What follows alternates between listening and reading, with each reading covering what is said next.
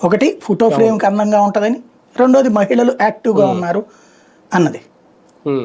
ఒక్క ఫోటో ఈనాడు కానీ జ్యోతి కానీ లేదా ఈ మొత్తం ఛానళ్ళల్లో ఎక్కడన్నా ఉంది అని చూడండి వీడియో, మహిళలందరూ బారులు తీరున్నది క్యూ లైన్లలో.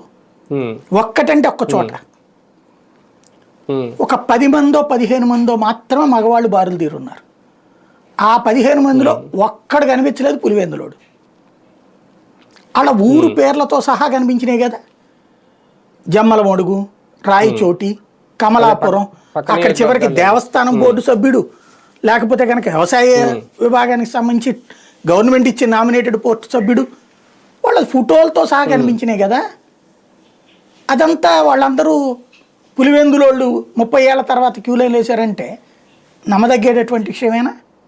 రెండవది, పోలీసులు అక్కడ ఎవరిని పోనీయలేదు అనేది ప్రత్యక్షంగా కనబడ్డ అంశం.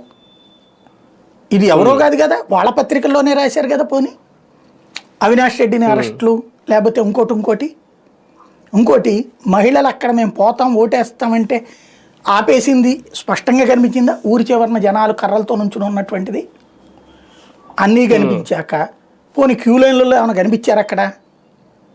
మామూలుగా మీరు చూడండి, ఎప్పుడు క్యూ లైన్లు బారులు తీరు ఉండటం, క్యూ లైన్లో నుంచుని లైవ్లు చేస్తారు కదా. ఎందుకు చేయలేదు ఆ రోజున? ఎందుకు చేయలేదు ఈటీవీను, ఏబిఎన్, TV5, మహా టీవీ? క్యూ లైన్లో నుంచున్న వాళ్ళ దగ్గరికి వెళ్ళి లైవ్లు చేస్తాం కదా మనం. ఒంటిపట్టాను అక్కడ లైన్లో నుంచి మన రిపోర్టర్లందరూ నుంచి ఏమ్మా ఏంటి అని అడుగుతారు కదా.